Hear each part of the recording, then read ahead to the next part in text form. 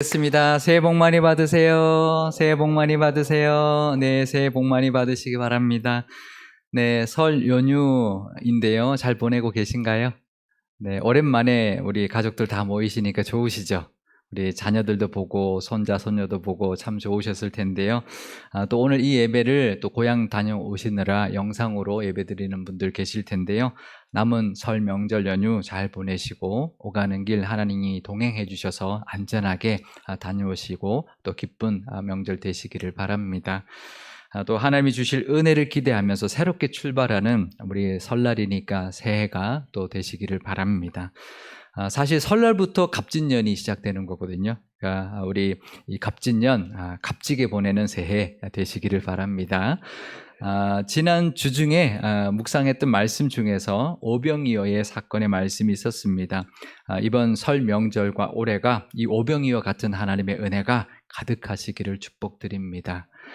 남자만 5,000명이었으니까 여자와 아이들까지 합치면 15,000명, 한 2만 명까지도 되는 그런 사람들이 다 둘러앉아서 먹고 또 그렇게 배불리 먹고도 12광줄이나 남았던 그런 풍성함이 있었는데 이번 명절이 이렇게 풍성한 시간 되시고 또 오병이어의 그 현장에 있었던 기쁨이 가득한 이 명절 되시기를 축복드립니다. 우리가 이 오병이어의 사건을 볼 때 보리떡 5개와 물고기 2마리로 5,000명을 먹였다. 5,000명이 먹었다라는 그 기적과 예수님의 그 능력에만 초점을 맞추면 안 됩니다. 왜냐하면 예수님이 왜 이런 기적을 베푸셨는지를 알아야 이 오병이어의 사건을 통해 주시는 은혜를 우리가 제대로 누릴 수 있기 때문인데요. 사실 단순히 기적으로만 본다면 이 기적은 사실 우리와 무슨 상관이 있을까요? 사실 별로 큰 상관 없습니다. 그 사람들이나 좋지 우리에게 지금 뭔가가 떨어지는 것도 아니고 우리에겐 별 의미가 없을 것입니다. 이 오병이어의 사건은 지금 우리에게는 무슨 의미가 있을까요? 이 사건 속에 나타난 예수님의 마음과 그 의도를 우리가 알아야 합니다. 그 사건 자체보다 그 속에 담겨있는 예수님의 마음과 그 뜻을 우리가 깨달아야 하는데요. 그 예수님의 마음은 예수님께서 제자들에게 했던 질문 속에 그 힌트가 들어있습니다. 예수님이 사람들에게 오병이어의 기적을 베풀기 전에 제자들에게 뭐라고 하냐면 16절에 너희가 먹을 것을 주라 이렇게 말씀하십니다. 그러니까 제자들이 지금 가진 게 하나도 없었죠. 그러니까 제자들이 대답하기를 이렇게 말합니다. 예수님 지금 우리한테 있는 거라고는 보리떡 5개, 물고기 2마리 뿐인데 이걸로 어떻게 이 사람들을 다 먹일 수 있습니까? 말도 안 됩니다. 그랬던 것이죠. 그랬더니 예수님이 그 오병이어를 갖고 와라 하시고는 축사하시고 나눠주라고 하셔서 5,000명을 먹여주셨는데요. 그러면 그냥 먹이시면 되지 왜 그런 질문을 제자들에게 했을까요? 뻔히 다 아시는데 이걸로 또 제자들에겐 그런 능력이 없는 거 뻔히 아시는데 왜 그러셨을까? 너희는 못하지? 나는 할 수 있다? 이걸 보여주시기 위해서 그랬을까요? 그 능력을 보여주기 위해서 그런 질문을 하셨을까요? 그게 아닐 겁니다. 그런 어떤 기적, 그런 능력을 과시하기 위해서 하신 질문이 아니었을 겁니다. 제자들에게 그 예수님의 마음, 이 배고픈 사람들을 향한 불쌍히 여기는 마음이 있는지 긍휼히 여기는 마음을 우리가 있어야 한다. 제자라면 그 마음이 있어야 된다는 것을 가르쳐 주려고 그랬던 것이죠. 물론 제자들은 그들을 먹일 능력이 없었습니다. 기적을 베풀 능력이 없었습니다. 돈도 없었습니다. 하지만 최소한 그 마음은 가져야 되는 거죠. 그들을 불쌍히 여기는 마음. 요한복음에 보면 빌립이 이렇게 대답을 합니다. 200데나리온이나 있어야 겨우 이 사람들을 먹일 수 있을 텐데 우리가 그런 돈이 없습니다라고 대답하는 장면이 있는데요. 물론 맞는 말입니다. 그런데요, 예수님은 돈 문제가 아니라는 것이죠. 우리도 그럴 때가 있습니다. 우리도 돈 할 때가 있습니다. 돈이 문제가 아닙니다. 돈 이전에 사람들을 향한 불쌍히 여기는 마음이 먼저 있어야 한다는 것이죠. 그걸 깨닫게 해주시려고 예수님이 그것을 물었던 것이죠. 예수님이 이 사람들을 빈들에서 저녁이 될 때까지 병을 고쳐주셨고 말씀으로 가르쳐 주신 이유가 성경에 밝혀주고 있습니다. 마태복음 14장 14절 말씀입니다. 예수께서 나오사 큰 무리를 보시고 불쌍히 여기사 그 중에 있는 병자를 고쳐주시니라. 그러니까 예수님이 불쌍히 여기시는 그 마음 때문이었다는 거죠. 불쌍히 여기는 마음으로 병도 고쳐주셨고 그 저녁까지 말씀으로도 가르쳐 주셨는데 그때까지 제대로 먹지도 못하고 있는 사람들을 보니까 정말 먹고 마시는 문제도 제대로 해결하지 못하고 있는 그 사람들을 보면서 그 긍휼의 마음을 가지고 대하셨던 것이죠. 그 마음이 기적을 맞는 것입니다. 그러니 우리는 단순히 오병이어로 5천 명이 먹은 것을 보아서는 안 됩니다. 그 기적을 볼 것이 아니라 그 사람들을 불쌍히 여기는 그 마음과 긍휼의 마음을 우리가 볼 수 있어야 합니다. 그 마음이 기적을 만든 것이죠. 기적을 볼 것이 아니라 그 하나님의 마음을 볼 수 있어야 합니다. 이 오병이어의 기적은 불쌍히 여기시는 마음에서 나온 것입니다. 그러니 지금도 이런 기적은 일어날 수 있는 것이죠. 왜 그럴까요? 하나님이 지금도 우리를 향해서도 불쌍히 여기고 계시기 때문입니다. 그 긍휼의 마음이 우리의 삶 속에서도 역사하실 것이고 어떤 문제에 나타나셔서 또 개입해 주실 것이고 또 기적도 베풀어 주실 것입니다. 그때나 지금이나 우리를 향해 불쌍히 여기시는 마음은 똑같기 때문인 거죠. 그때만 오병이어를 베풀어 주신 것이 아니라 지금도 우리를 향해서 불쌍히 여기신다면 우리에게도 지금 이 시대에도 기적이 일어날 것입니다. 그때처럼 오병이어는 아니어도 오병이어 같은 제2, 제3의 오병이어 같은 기적이 지금도 일어날 것입니다. 그 모습은 다를지 몰라도요, 우리 삶 속에서 이 시대에도 하나님의 긍휼은 우리에게 기적을 베풀어 주실 것입니다. 그 믿음이 있으시기를 바랍니다. 그 은혜를 믿음으로 다 누리시기를 바랍니다. 그런데 이 제자들뿐만 아니라 그 무리들, 그 사람들도 예수님의 그 마음을 제대로 깨닫지 못하고 엉뚱한 것을 하고 있는 모습을 보게 됩니다.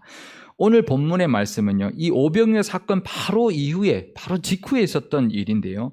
예수님이 그 사람들을 피해서 얼른 제자들을 배에 태워가지고 갈릴리 바다 건너편으로 보내고 예수님은 혼자서 산에 올라가 기도를 하셨는데요.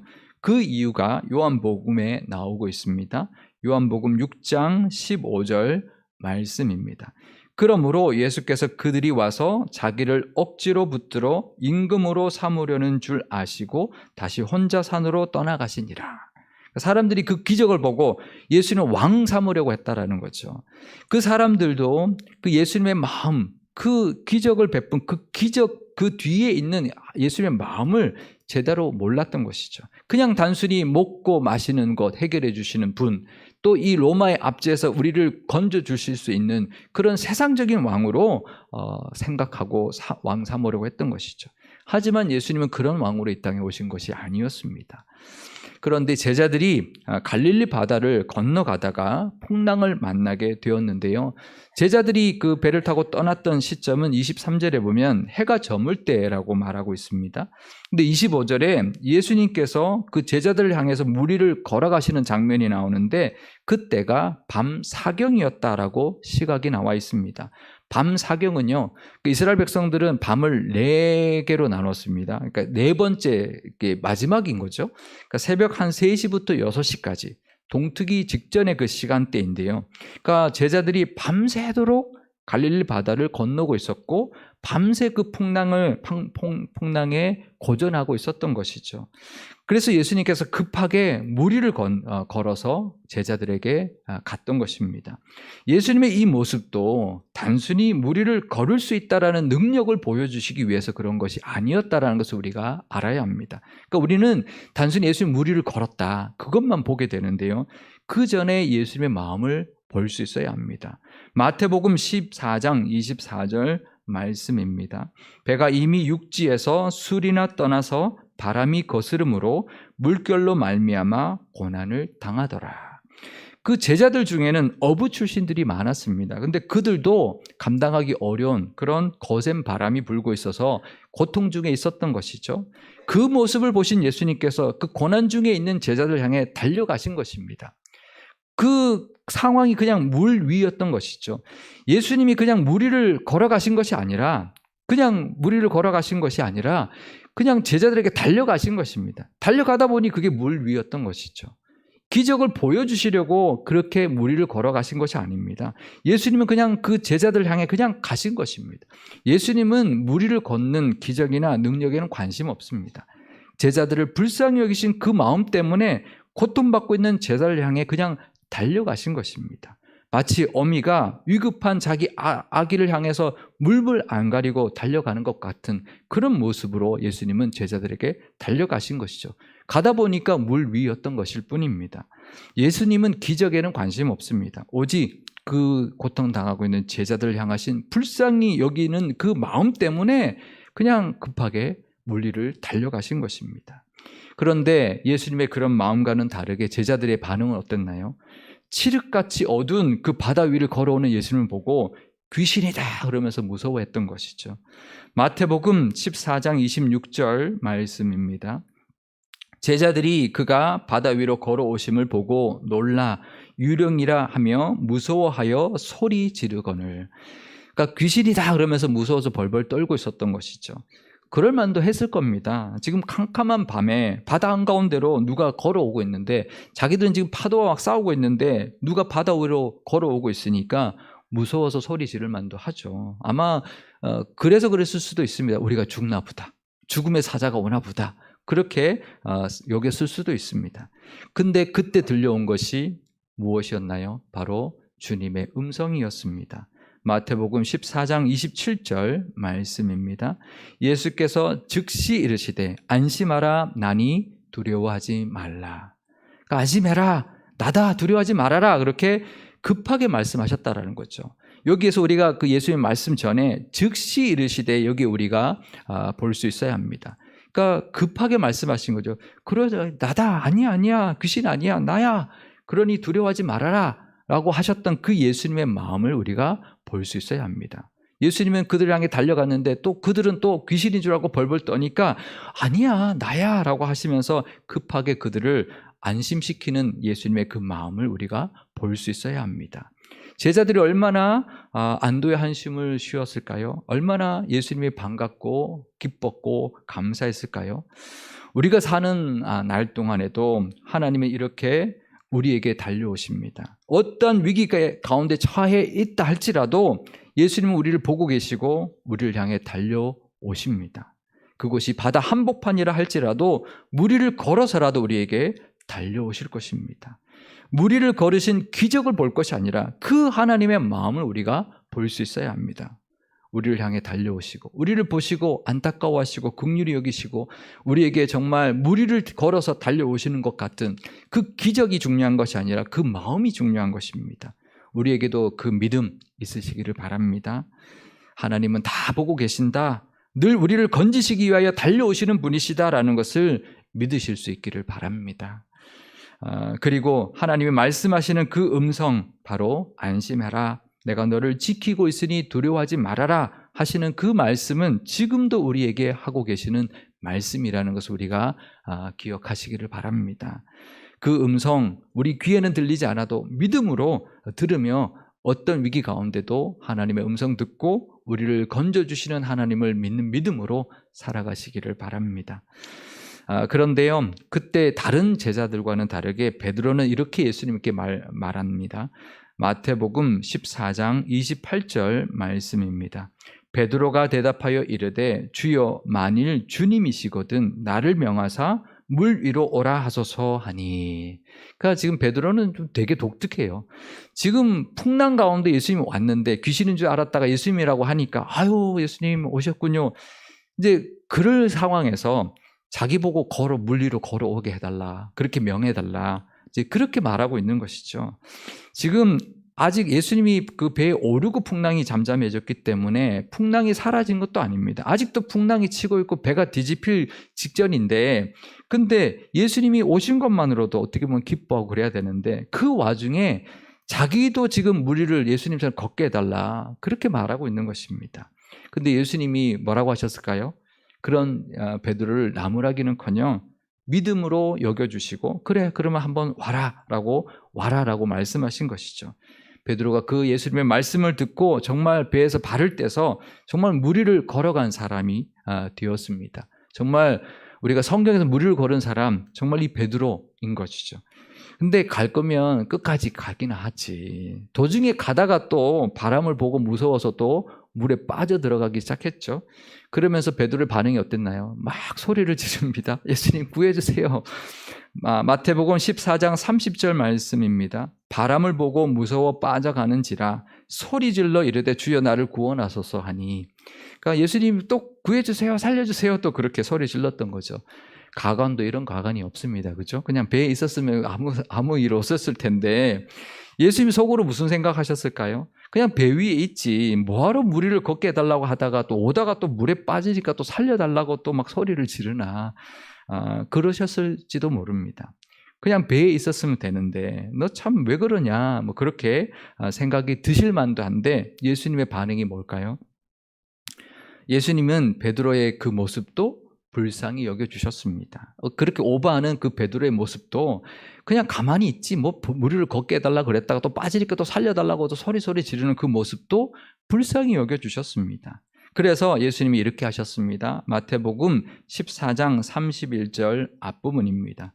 예수께서 즉시 손 내밀어 그를 붙잡으시며 그러니까 얼른 손 내밀어서 베드로를 잡아주셨습니다. 불쌍히 여기는 마음 때문에 베드로를 붙잡아 주신 것이죠. 그러면서 예수님이 이렇게 말씀하신 것입니다. 먼저 붙잡아 주시고 말씀하셨는데요. 마태복음 14장 31절 뒷부분입니다. 이르시되 믿음이 작은 자여 왜 의심하였느냐. 그러니까 이 믿음이 작은 자여 왜 의심하였느냐라고 하셨는데요.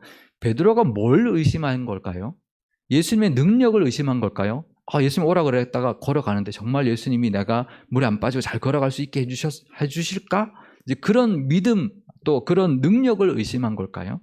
아닙니다. 우리가 번역을 의심하다라고 했는데 사실 원어의 뜻은 조금 다릅니다.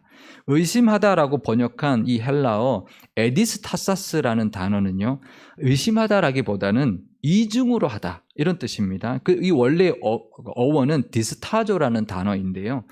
이건 두 줄을 잡는다라는 뜻을 가진 단어입니다. 그러니까 예수님의 능력을 의심해서 믿음이 작다라고 말한 것이 아니라 왜 나만 보지 않고 바람도 보았느냐, 왜 양쪽을 보았느냐, 그것을 이야기하고 있는 것이죠. 우리의 믿음의 모습도 이 베드로 같을 때가 있습니다. 세상과 하나님 사이에서 두 줄 타고 있는 것처럼 살아가는 모습이 있을 때가 있는 것이고요. 하나님만 보지 못하고 세상도 같이 보면서 살아갈 때가 있는 것입니다. 쉽게 말하면 믿는다고 하면서 양다리 걸치고 살아가는 모습이 믿음이 작은 모습이라는 것입니다. 하나님과 세상 사이를 왔다 갔다 하면서 사는 것이죠. 그게 믿음이 작은 모습인 것입니다. 오늘 본문의 이 상황도 단순히 의심하지 않으면 무리를 걷는 기적을 우리도 경험할 수 있다, 이게 아닌 것이죠. 베드로의 모습에서 우리도 기적 베드로처럼 그렇게 물에 빠지지 않고 기적을 경험하자가 아니라 우리의 믿음을 돌아보라고 보여주시는 말씀인 것입니다. 우리도 이 에디스타사스처럼 살고 있지 않은지 돌아보아야 합니다. 예수님만 바라보지 못하고 세상도 겸하여 보고 살고 있지 않은지 돌아보아야 합니다. 하나님과 세상 사이에서 양다리 걸치고 살아가고 있지 않는지 돌아보아야 할 것입니다. 믿음은 하나님만 바라보는 것입니다. 믿음은 하나님의 마음을 품고 이 땅을 살아가는 것입니다.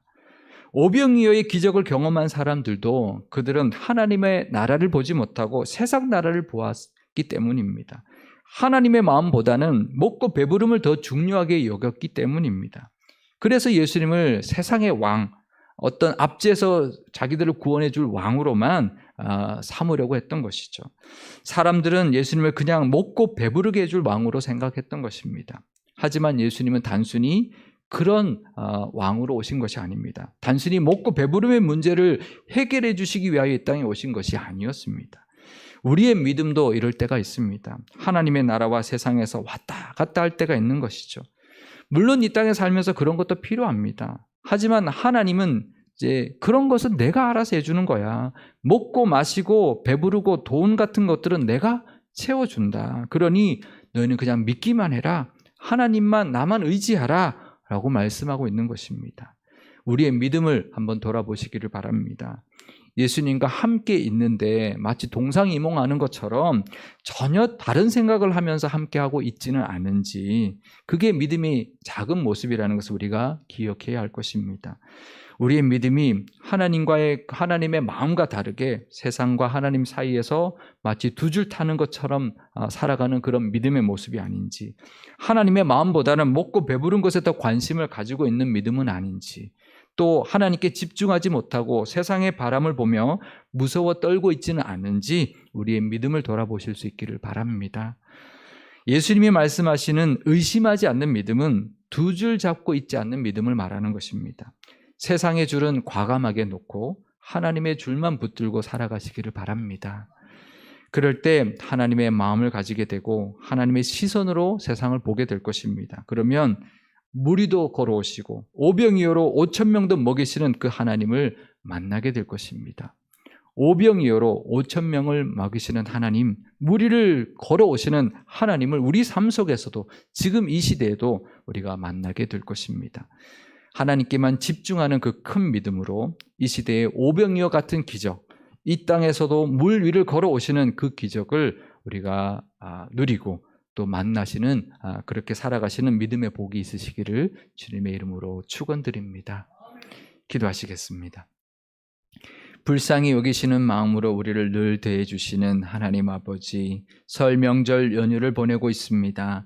즐겁고 좋은 날을 허락해 주신 하나님께 감사와 영광을 올려드립니다. 남은 명절 기간에 오병이어의 기적이 있었던 그때의 기쁨과 풍성함이 가득하게 하시고 하나님의 마음으로 가족과 친지와 이웃을 대하며 보내게 하옵소서. 우리의 믿음을 돌아보기를 원합니다. 세상과 하나님 사이에서 늘 저울질하며 사는 믿음의 작은 모습이 아닌지 돌아보게 하옵소서. 하나님의 그 마음과는 다르게 먹고 배부른 것에만 관심을 가지고 돈 하며 살고 있지 않는지 돌아보게 하옵소서. 오병이어의 기적을 볼 것이 아니라 하나님의 마음을 먼저 보게 하옵소서. 무리를 걷는 기적보다 우리를 향해 달려오시는 그 하나님의 마음을 보게 하여 주옵소서.